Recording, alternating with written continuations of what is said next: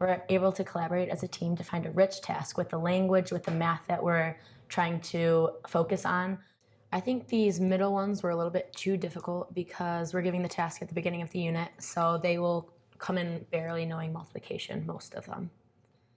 So I was thinking either the first one, that's pretty simple multiplication, or the last one, that's just repeated addition. Pretty easy numbers would be pretty good for them. Yeah, because the second one is basically saying that forcing students to do division, and they need to know how to multiply before they can divide. And I think we're choosing between the kind of like the last one. Zeke's dog eats 3 cups of food each day. If Zeke goes away for 9 days, how much food should he leave? That is a simple problem. They have 3 groups of 9. But I thought about maybe challenging them with the top problem where they have to do 2 steps. Jack is sponsored for $6 each lap. Bill is sponsored for $4 each lap. Jack and Bill do 5 laps. How much do Jack and Bill raise in all? So the multiplication part is simple, but it's more than 1 step. So do we want to focus on how they show and understand multiplication, or we want to challenge them with struggling with a word problem? I agree. And I think that last task, if we're starting off, if our goal is to find out where they're at with multiplication, so we're looking for our baseline, I agree that this last problem is going to give us a good jump start on what we're looking to find right now.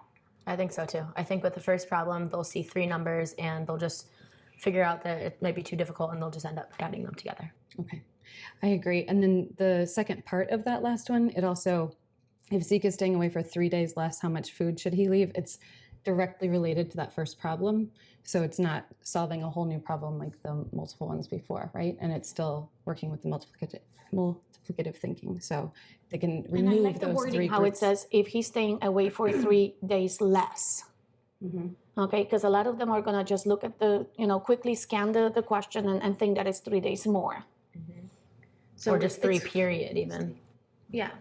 So they have to decide if it's going to be less or more food than the first question. Okay. All right, so Zeke's dog, here we go. Okay. One of the things I learned about choosing a task for the common assessment is that it is not an easy task, because you want the problem to be guiding the students to the specific objective that you have for them.